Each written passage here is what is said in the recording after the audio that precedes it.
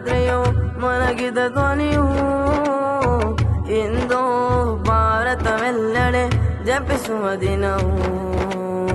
ಶಾಂತಿ ಅಹಿಂಸೆಯ ಪಾಠ ಸ್ಮರಿಸುವ ಕ್ಷಣವು ಸತ್ಯ ಏಕತೆಯನ್ನು ಮೆಚ್ಚುತ್ತ ಮನವು ಇಂದು ಸಂಭ್ರಮ ಕುಣಿದಾಡುತ್ತ ಸ್ವಾತಂತ್ರ್ಯ ಭಾರತ